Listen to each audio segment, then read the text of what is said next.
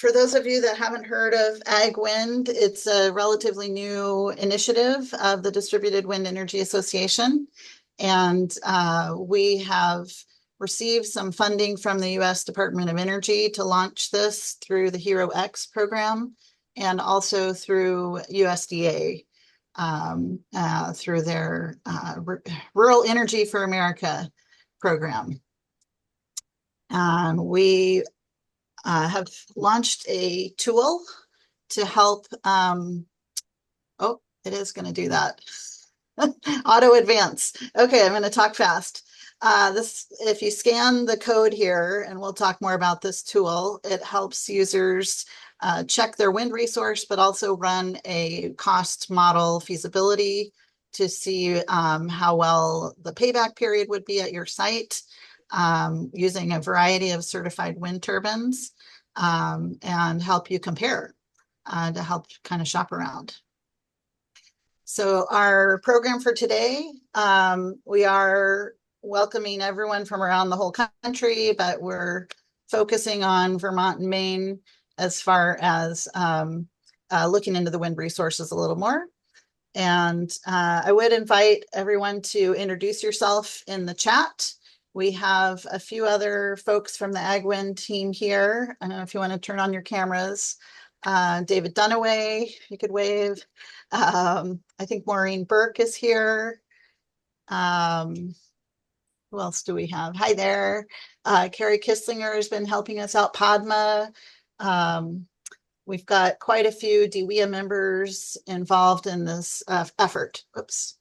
So Mike Bergey is going to launch into a short 101, just some background about distributed wind and do a demo of the tool. I'll come back and talk a little more about the REAP tag program. And then we're going to save a good chunk of time for Q&A. And just a reminder, there's an upcoming deadline of March 31st for this round of REAP grants. So with that, as far as I know, USDA still wants us to collect demographics. So David, if you could put that link in the chat as well. It's just to count how many people are benefiting from this work. So we do encourage anybody that's here today to go ahead and say where you're calling in from, where you're patching in from, and why you came today, what your interest is in this webinar. And I'm going to quickly walk through just a couple of examples. We were able to throw together 30 case studies last month. And it's a really nice way to kind of demonstrate the different scales of wind energy. So this is 2 northern turbines up in Alaska, way north in Prudhoe Bay, which really shows that wind energy can work in very remote and robust cold climates. We've got a nice example here in Oklahoma where it's helping power a beef and grain facility, and they are saving $27,000 a year and really producing a lot of power with a small footprint. So not taking any land out of production. Here's another example of an ag installation in Nebraska. And this project was able to benefit from the USDA as well as a couple of different tax credits, payback in 2 years. That's amazing. Yeah, that's incredible. And then this is another a little bit larger facility here of a dairy farm in Colorado.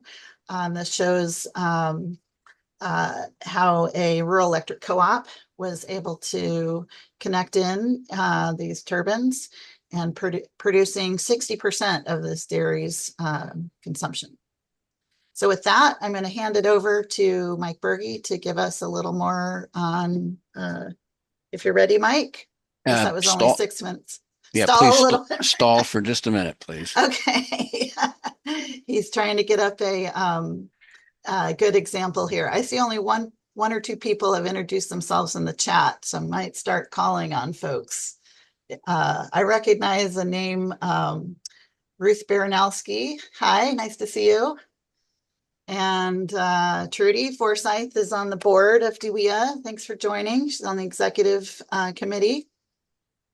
Let's see, who else is someone that I could call on? Heather, if you'll stop sharing, I Oh, will. yes, you're ready Yeah. now.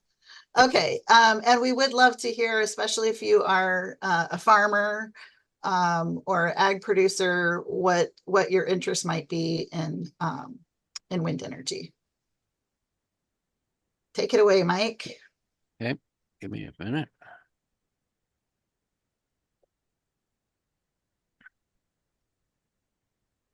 Let me know when you can see my slides. Yep, see it there. Right. And while he's getting ready, I will say we were excited to see a couple of folks from All Earth Energy had registered for today from Vermont. And we didn't realize they were on our postcard mailing list, and that was great that they have good wind at their site. All right. Well, let me get started and introduce myself. I'm Mike Bergey. I'm president of Bergey Windpower Company, a manufacturer of small turbines in Oklahoma. But I'm also president of the Distributed Wind Energy Association, which of course operates the AgWind program. We appreciate very much the support of USDA, and we hope our overall goal is to increase the use of behind-the-meter distributed wind systems on farms and rural businesses throughout the nation.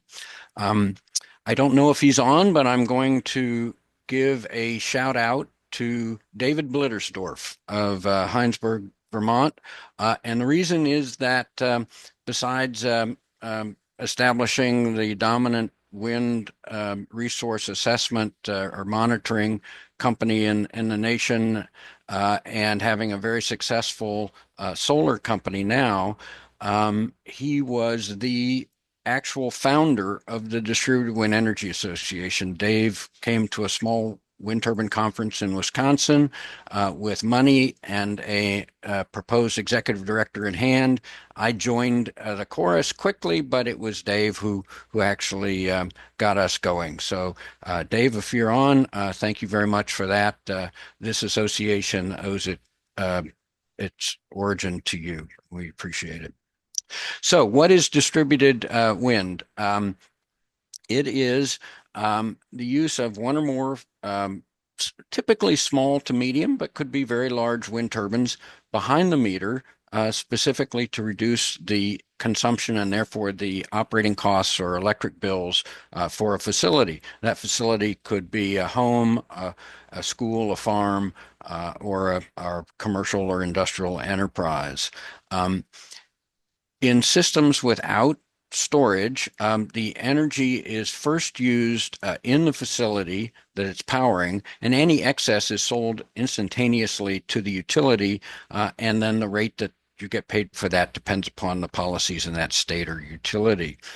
These systems have no capability to provide backup power during a power outage unless they have battery storage incorporated in the system and more sophisticated controls. So just those are the systems we're talking about. But they can range from a kilowatt or less on up to multi-megawatt. The size is not the definition. What are the benefits? Well, in areas with good wind resources, it can be the least cost renewable technology.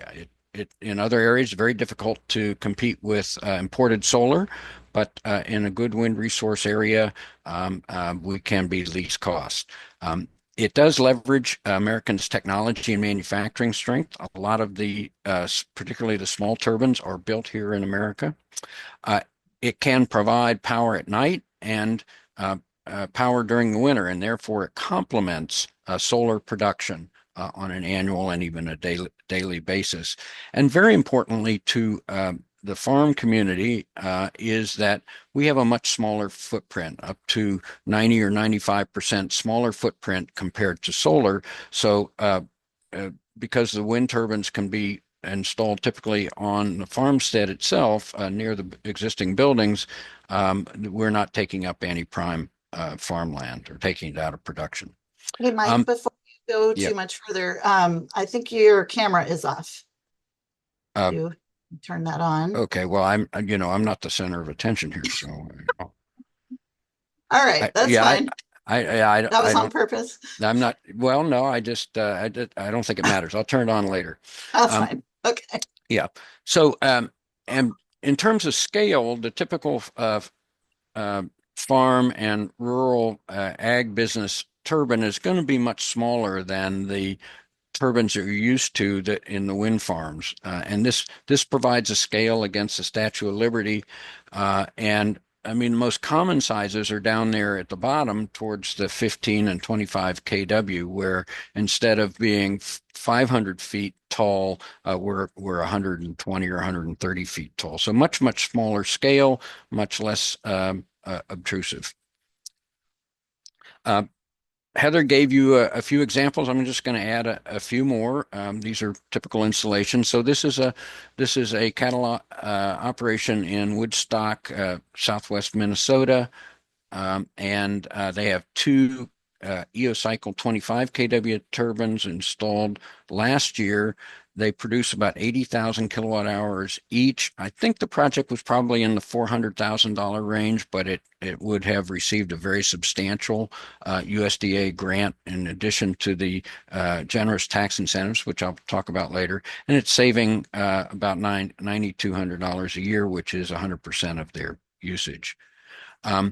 This is an old installation in Vermont at a national wildlife refuge. It's a 10 kW turbine, Bergey turbine installed in 2006, and it's a hybrid system. You can perhaps see the solar array at the base of the tower, and combined they produce about 30% of the facility's energy requirement. And Finally, this is a larger project at the border crossing in Jackman, Maine, where there were two Northwind 100 kW turbines installed, I think about 2012, could be wrong on that, but in that ballpark. The turbines produce about 400,000 kilowatt hours per year, and that's half of the consumption on site. And again, all of these installations are behind the meter, and they're reducing the utility bills of the facility that they're connected to. So what's the potential for distributed wind? It's quite large, surprisingly large. It's complementary. It's on the order of, in terms of technical of potential of offshore wind. It's centered in the main potential is in the center part of the U.S., but coastal areas on both coasts are also quite good, and the Gulf of America or Gulf of Mexico as well. NREL scoping studies from 2016 and 2022 have shown that distributed wind can work at about 50 million sites, has an economic potential in 2022 of 1,400 gigawatts, which is about the total installed capacity of all generation in the U.S., and has an economic potential in 2035 of 6,000 gigawatts because of the projected reduction in the cost of systems. So while offshore wind serves primarily metropolitan large cities along the coast, distributed wind is primarily a rural clean energy technology. And the costs are coming down. The industry has been through some difficult times related to the precipitous reduction in the cost of imported solar, but we've been battling back with new technology and, of course, fairer incentives.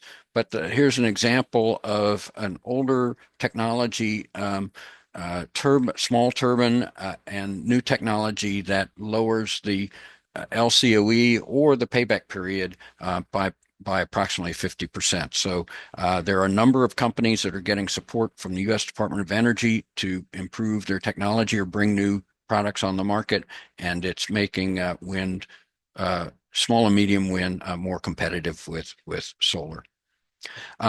We've gotten a big boost in our industry from the 2022 legislation, the Inflation Reduction Act, which provides enhanced tax credits through 2032, and very important to our industry, robust USDA agricultural grants. And that's what I'd like to talk about now. So the IRA provided a 10-year extension of both the residential and commercial tax credits at 30%, and then in 3032 they'll decline to 26 and then 22% and then go away if they're left in place. On commercial projects, importantly, there's a 10% adder, so 40% credit if you meet the criteria for domestic content, and an additional 10% if you happen to be in energy communities. And I'll show you a map of that in a minute.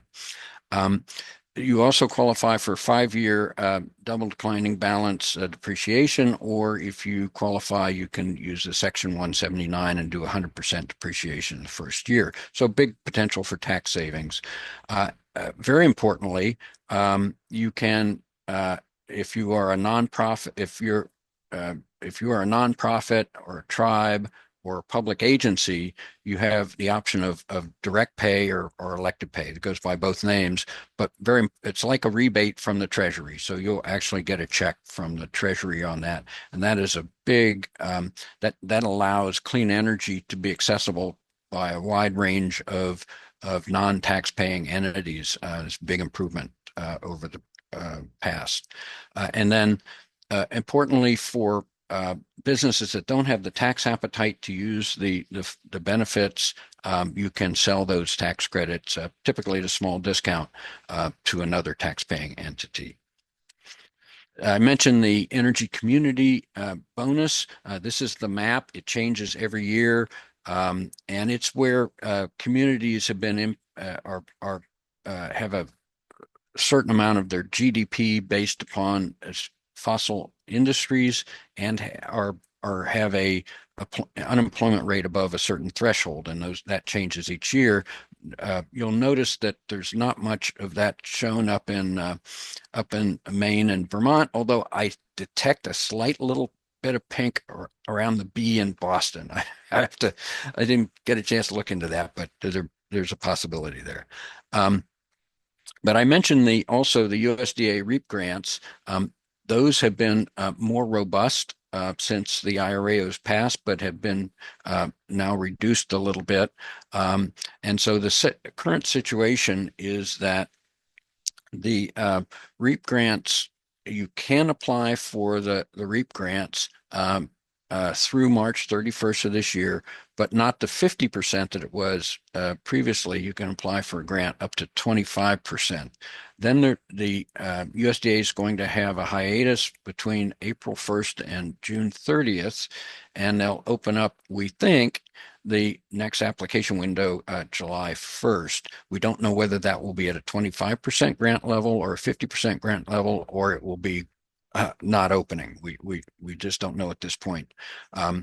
The IRA also had a very important provision for wind in particular, and that was the underutilized renewable energy technology set aside, which meant that in the competitive scoring for REAP applications, and this is each grant application is scored, and then the top ranked ones are funded. But wind and other less utilized technologies did not have to compete with solar and energy efficiency. And so it meant that a much higher percentage of our applicants received grants. That is in the IRA, but not in the permanent legislation underlying the Farm Bill. And so DWEA is working quite hard to try to get that program replicated in the Farm Bill for permanency. And here's the comparison of the federal incentive impacts on a ag business purchase of a small turbine and a rural home. And so at a cost of $125,000, when you stack up the commercial incentives and the REAP grant, you can see that you're getting about almost a 75%, 75% incentive level for an ag business, but a much smaller incentive level for a rural home. And that explains why most of the sales these days for small and medium wind turbines in the U.S. are for ag businesses getting USDA grants. So that's a quick overview of distributed wind. And what I'd like to do now is spend a few minutes describing the AgWind feasibility assessment tool, an online resource for preliminary feasibility evaluation for distributed wind, and then we'll actually go through an example online. This is the entry point, and you need credentials. We're fairly liberal with handing them out, and there's no charge for access or use of the tool. What the tool does is combine a Microsoft Bing mapping system, which is shown here, with a 3-tier or Visala wind resource database or map, or world map, with a 5 km by 5 km resolution.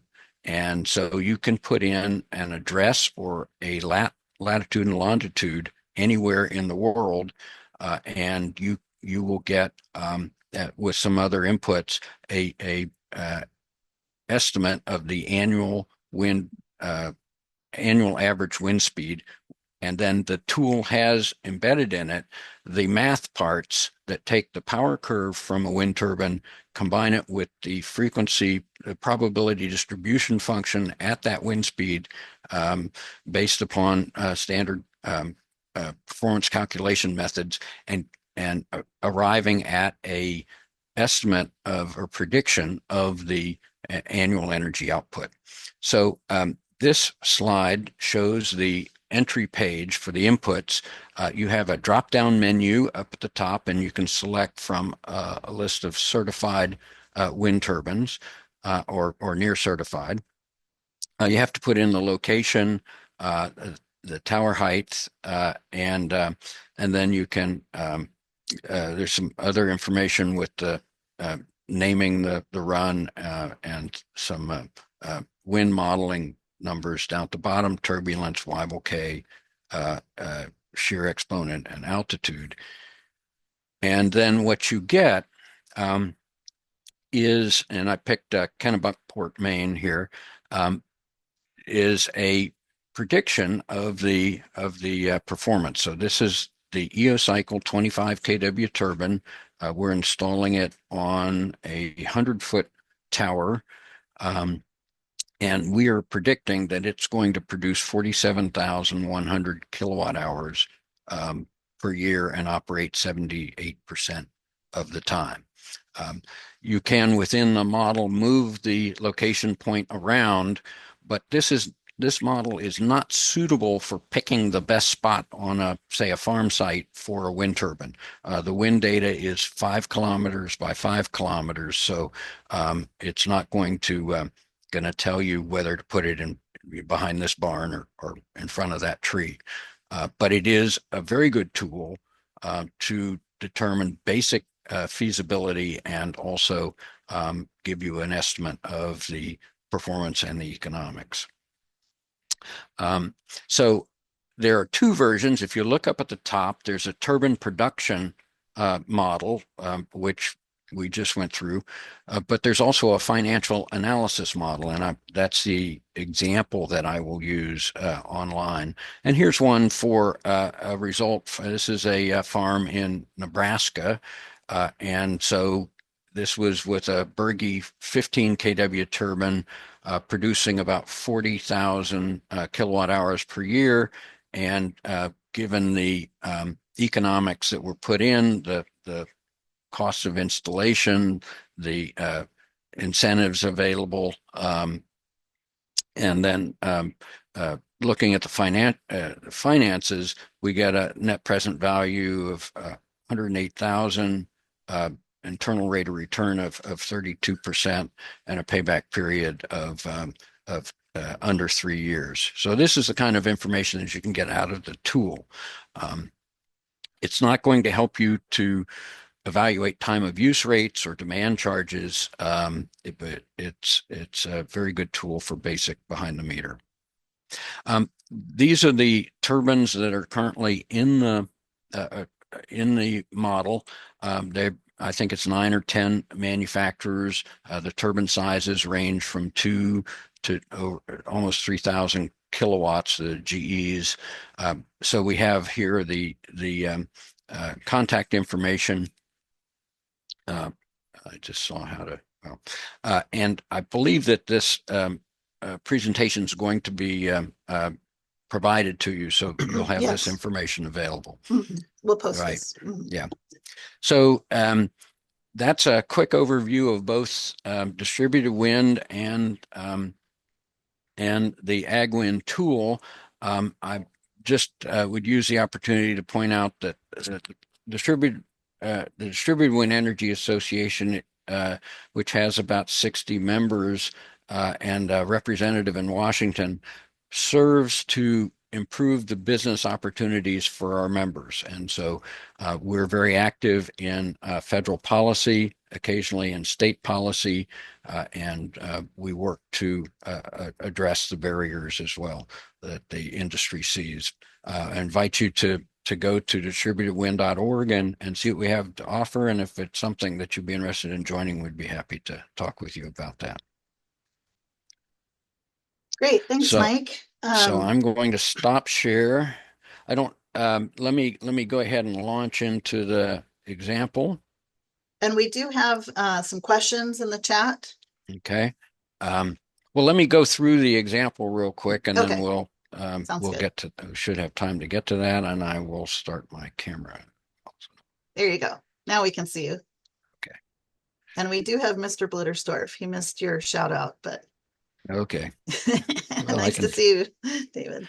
I can do that again. Let's see.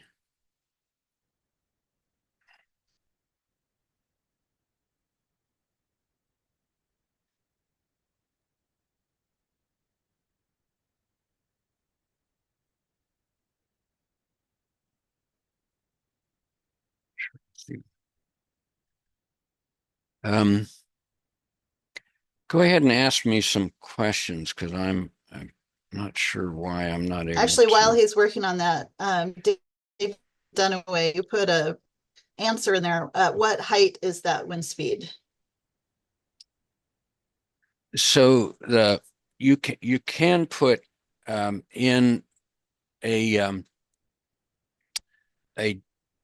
there's a tower height, and then the wind speed is assumed to be the tower height unless you make there's a place where you can put Adjust in a different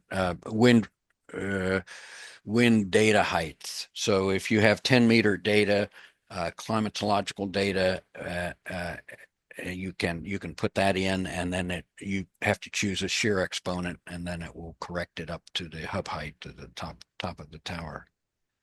So let me see. Okay. So that was just a question for David Dunaway, since you put that in the chat. If you could respond. So what we did is we figured the elevation of your site, Thomas, and that was at 3,353 feet. And then we did that on a tower height of 100 feet. 100 feet. Okay. 100 feet. Yep. That sounds like a pretty good wind resource. So that's great. You must be kind of up on a mountain in North Carolina.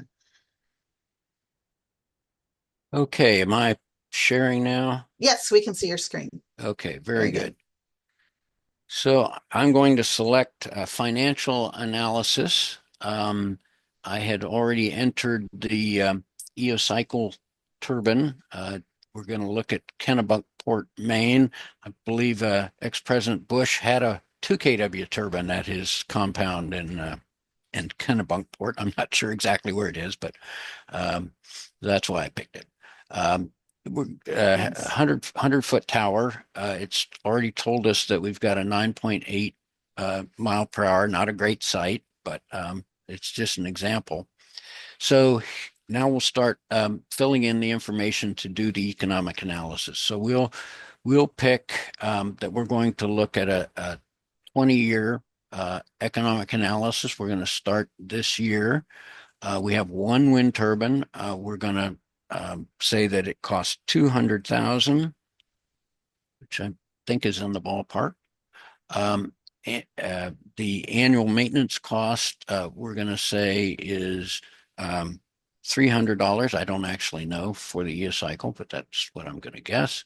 And then the end of life resale value, we're going to put at 80,000 just for jollies. The default turbulence factor is just a way of making the estimate conservative. We recommend leaving that at 10%. Also, the wind shear exponent of 18% is a typical value down at the tower heights that small and medium turbines use. Weibel K helps determine the probability of certain wind speeds, and a default value of 2 is good on that. If you go down to actually, I'll tell you what, I'm going to make that 3 because that will better model a coastal site.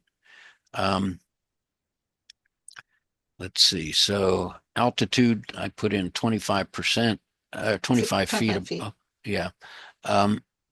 The annual energy usage, I'm going to say is 80,000 kilowatt hour, which means we're not going to be selling, according to the model, not be selling power back to the utility, or not very much.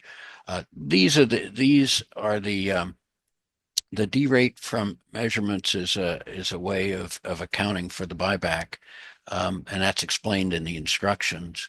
And then you put in the rate for buyback. I don't think you can buy power in Maine for 10 cents. I'm going to put in 20. And oops, I keep hitting enter. And if we have anyone from Maine on the call, yeah. you can let us know if that's 4 courses that are required. Right, so it's limiting the flexibility a little bit, but it's. Oops, that's just background. So anyway. Yeah.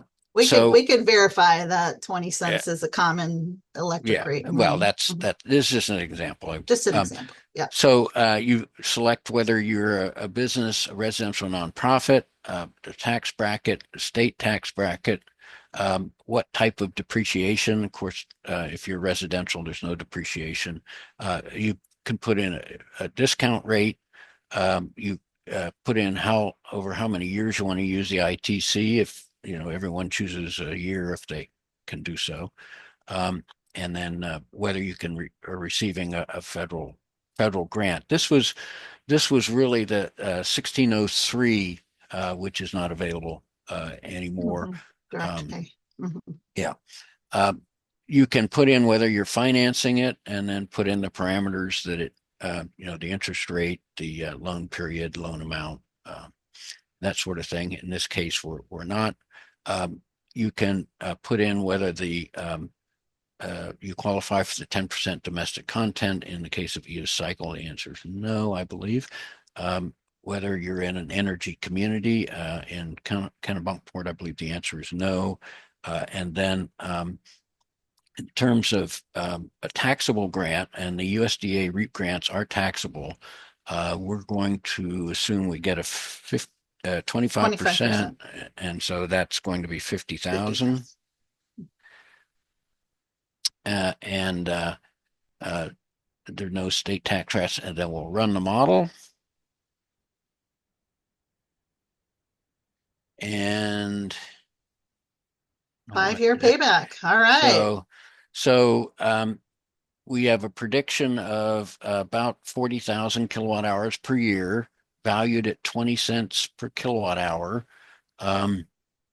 And so the net present value in this case is 144,000. Internal rate of return is about 19%, and the payback period is under 5 years. So that's and then you get some graphs of, if you have the wind turbine is in the blue, and then if you don't, this is the red is what you'll just be paying to the utilities, and then it's got printouts of the annual cash flows and the cumulative annual cash flows.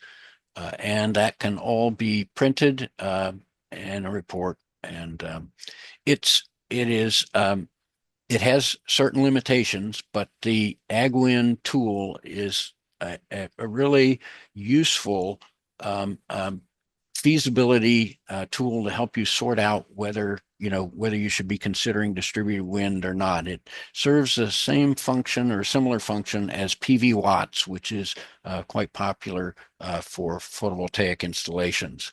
And this one, I think this model has been used over 60,000 times. And it has also been vetted.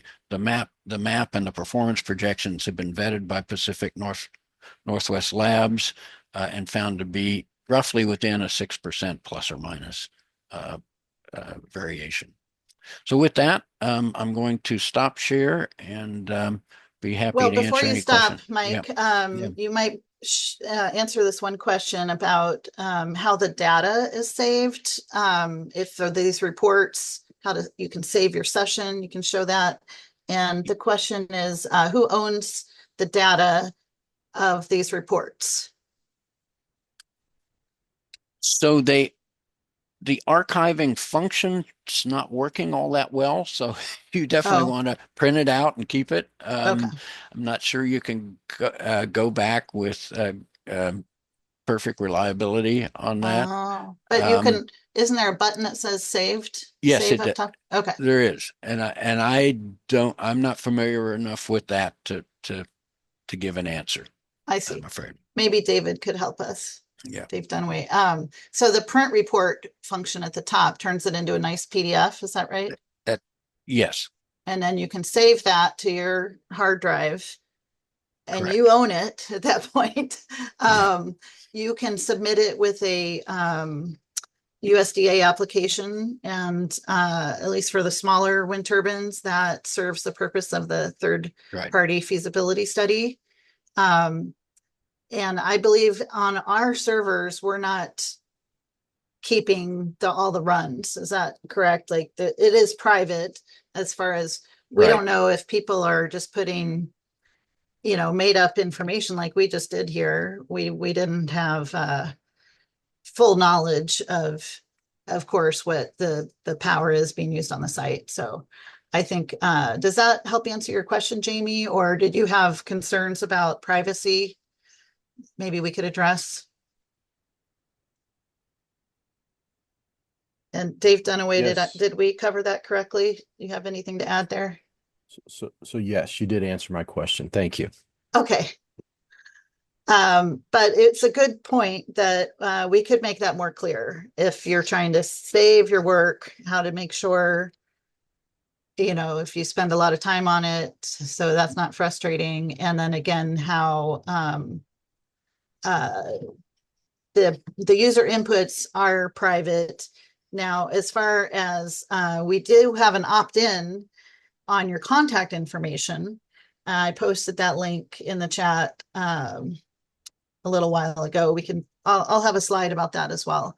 That we are starting a new program within DWEA of how to forward on the inquiries to the turbine suppliers. So for certified equipment, we have,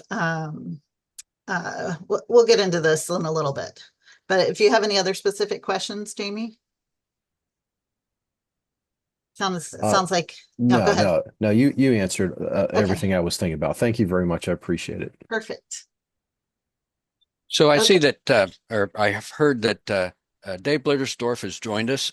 Dave, good to meet with you online. And I don't know if you were there at the beginning, but I gave you a shout out for being the founder of the Distributed Wind Energy Association, and gave a little bit of your background. But I'd just like to make sure you hear it from me that the entire industry is very appreciative of your leadership to start this organization.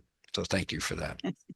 Well, thank you, Mike. Yeah, I joined. I'm sitting in my car, so the video doesn't work so good. But thank you much. And you guys have kept it going and keep going. I spend most of my time in the solar business now, but glad to see all the great work you're doing. Awesome. Thanks, David. Yeah, I was glad to see that our outreach channels worked to reach out to you and others in Vermont and Maine. We have USDA technical assistance grants right now for 3 states, Vermont, Maine, and Oklahoma. And we are hoping to launch this program nationwide. It's on hold right now with the federal pause, but we're still doing what we can to open up our work for folks around the country. So I'm going to go ahead and do a few slides about our technical assistance, and we can answer more questions. I didn't see anything specific in the chat, but if there's anything you want to interrupt, just go ahead and raise your hand or chime in here. You can unmute yourself. So we are not charging anything for our site screening at this time. Hopefully we can continue offering that for free.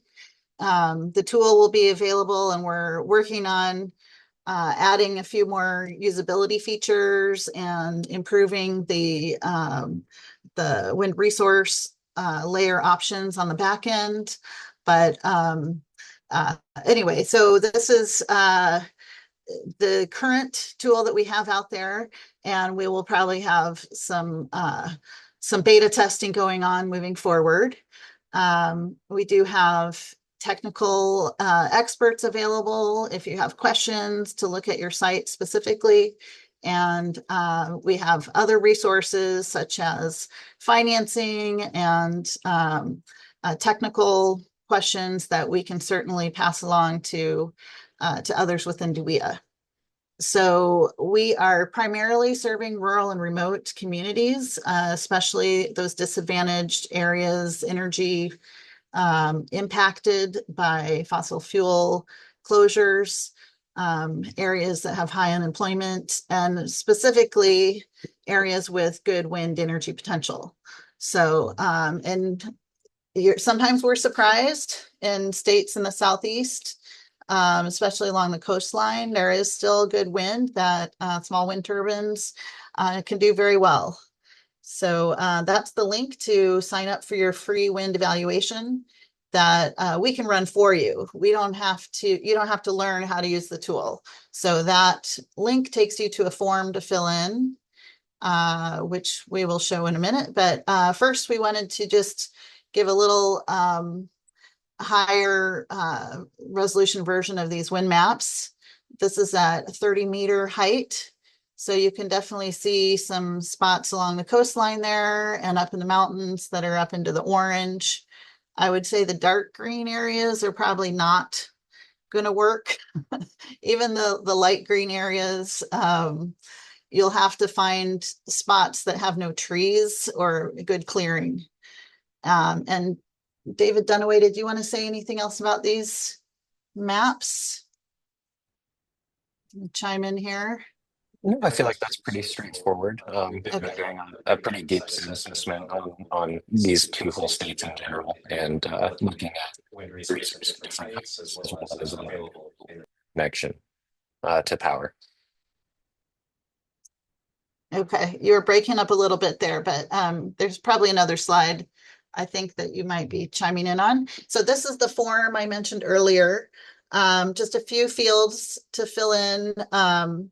We're especially interested if you're near a 3-phase power line, and this permission to give your contact information to our partners. And basically a lat long, and it's very helpful because sometimes the street address doesn't give us the exact location. Okay, so looking at the REAP application process, again, the current deadline is March 31st. If you're just starting today, that means you have 11 days to get it done. And it's due at 4:30 p.m. in your local time zone. So make sure to get started on it right away. It is possible, I would say, to get it done in 11 days, but got to really kind of work through some of the key steps, such as getting registered at SAM, getting your documents filled in and signed. And our team is here to help. If you have any questions about these forms, we're very familiar with them, and we can help you hopefully speed through them. So quick checklist here. This 424 is the basic application form for getting federal funding. You do need your energy bills. So if you don't have those on file, you can usually contact your utility and get at least a few of them. But being able to show your annual consumption is very helpful. And then showing that you have either a loan or funds in the bank to be able to cover the balance of the project. You do have to submit that kind of backup documentation. The rest of these are fairly easy, but we do encourage you to go out and get some bids from installers. The overhead map you can pull from our tool. Take your own photos is always good. Having your interconnection agreement. So you don't have to have it returned from your utility at the time of your application, but having an application submitted to them shows that you have done the steps to get that process rolling. They do ask for your past 3 years of tax returns. The NEPA can take a while, but usually that for smaller turbines, going onto a website and getting a desktop study is usually what you need to do. And then there's a few other forms that need signatures. So anyway, it does sound like a lot of paperwork, but I know folks on this Zoom have done it probably in less than 10 days. So we encourage you, if there's any likelihood that you want to get it in by the 31st of this month, go ahead and get started. And if you want to aim for the July 1st, what we anticipate the program reopening, you want to make sure you get your SAM application started at least 4 to 6 weeks ahead of time normally, just to give it enough time to populate through the system. So one thing in the SAM application is you do need to enter your banking information. So your account number, that way it's connected in, and when the money's ready, it ideally electronically deposited right there into your bank account. You could open up a fresh new bank account if you're concerned that of money flowing the other direction. But I saw a question in the chat of, do we know if this money is flowing yet from the pause? And I have heard of some awards going through, but for our award in Oklahoma, they're still on pause. So hopefully that will be rolling very soon. And I will flag, I noticed last weekend, I was trying to log into one of those portals and it was on maintenance. So usually that doesn't happen during weekdays, but sometimes just hits you at the wrong time, and you got to think about that. So the main tip is making sure you talk to your own state energy coordinator. I'm going to go ahead and click here. And this is a pull down from within the USDA.gov site. And make sure to look up the name and the phone number and get in touch with this person. So for Vermont, Tracy Rexford, I believe that's still the right person there, and that's the phone number. And for Maine, see, I passed it up here. Katrina Shaw. So just let them know that you're planning to apply when you decide you're going to do it. And usually they are able to look at a draft and tell you if it's complete and give a little preview before you do the final submission. And make sure you get it there, whether it's by email or hard copy, by 4:30. So already covered all of that. Do we have any other questions about REAP specifically right now before? This is just kind of a recap of the demo Mike gave. The tool is currently available. It's kind of a rapid check of potential sites. We do have a way on the back end to do filtering, and that's how we came up with a list of about 500 addresses in both Vermont and Maine, where we sent out postcards, mostly based on the wind resource and their REAP eligibility. So they had to be rural businesses, and enough land area, parcel size to support wind turbines.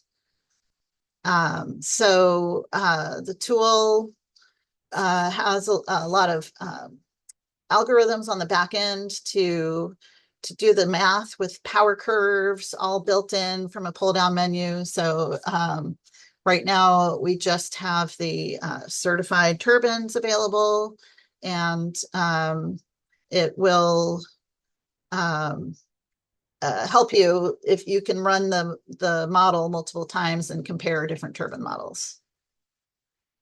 Okay, so with that, I guess we didn't have the slide. But David, did you want to mention a little bit more about the filtering exercise in GIS? I'm going to mute myself. Go ahead. Yeah, like for an example, for the mailers that we had sent out to Vermont and Maine residents, we had listed a map of businesses, and then what we would do is match those two parcels and figure out what the minimum parcel size is that's ideal. And then we would overlay that with the wind resource and figure out which ones qualified for the best. Nothing that would underperform, and then we might do additional searches, such as to see what utilities are available nearby or what the tree canopy coverage of that parcel is, to kind of better gauge which ones are the best fits or could benefit the most from a distributed wind turbine.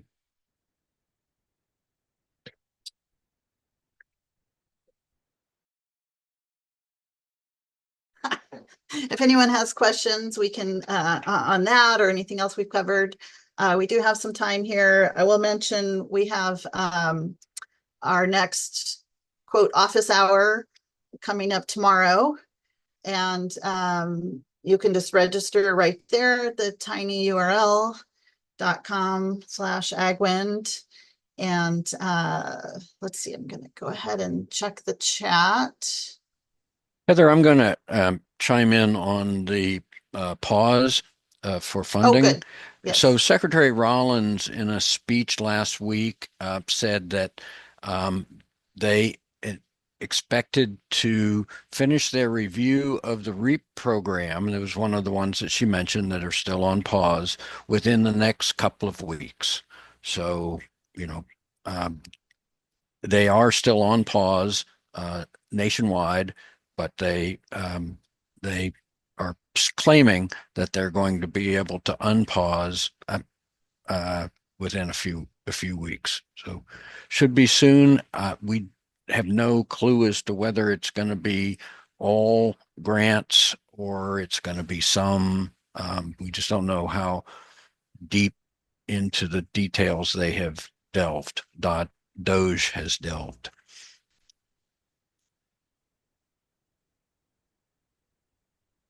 Okay. I think we've addressed the questions in the chat.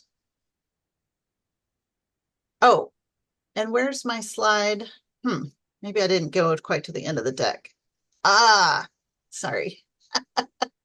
Let me share again. That's right. I wanted to give a little shout out and thank you to all of the partners that have, oops, here it is. Go to the bottom again. Oh, it's going around. There it is. That have been helping with the AgWind initiative, especially HeroX and USDA for the funding. Pecos was the company that got the Vermont and Maine grants in place. And we have a lot of other nonprofits. And then at the bottom here are the manufacturers that are currently in the AgWind tool. So not in any alphabetical order, but we do have what, 15 or 16 different turbine models because some of the manufacturers have multiple sizes.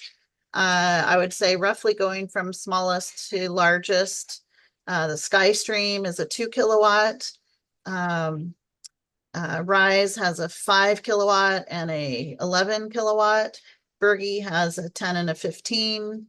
Codair is our newest one, and that has a 10 and a 20 kilowatt. EOCycle, there's EOCycle, is a 25 kilowatt. Then going up from there, we have Northern at 100, and Siva is 250. Is that right, Padma? Is she still here? I think they also have a 750 kilowatt, and Lightwind is also a very new company that does not yet currently have installations in the US, but I know they're up and coming from Utah, and I believe they have 250 kilowatts up to 2 megawatts. And then companies like Foundation Windpower and Hybrid Renewables use the GE 2.8 megawatt turbines. So did I miss any of them? I think those are the active certified equipment suppliers at this time. And some of the installers and distributors that have been helping us, developers, Power Grid and American Windpower, and we'd love to work with more. So if you don't see your logo on here and you want to be more involved, definitely get in touch. Okay, there's one more. Oh, thank you, Padma. 250 kilowatts. Okay. Well, if we don't have any other questions, we're almost up to the hour here. Oh, we're right at the hour. So thank you for joining us today. And as I mentioned, we are starting a new opt-in contact approach. So if you haven't yet clicked on the link, let's see, it's right here. Oh, no, that's not it. Oh, well, that's one of the places if you click on the free wind evaluation, but we also have, let's see if I can go there. You just go to the AgWind Energy homepage. There's a little button right on the homepage that says opt-in. There we go. And that is going to put your contact information once you fill out this little form into our, you'll receive updates and information about wind energy. Great. Well, thanks everybody for joining us, and stay tuned. We hope there's more good news coming out of Washington, D.C. in the next few weeks here. Oops, there's one more comment in the chat. Oh, the office hour. Yes, 2 p.m. Eastern. So that would be the third Friday of every month. Oh, To nice our to see you. To our DWEA members, please join us for the federal policy update, which begins in an hour. 1 hour. Yeah. And if you're not a current DWEA member, we'd love for you to join us. Thanks, Heather. Okay. See you next time.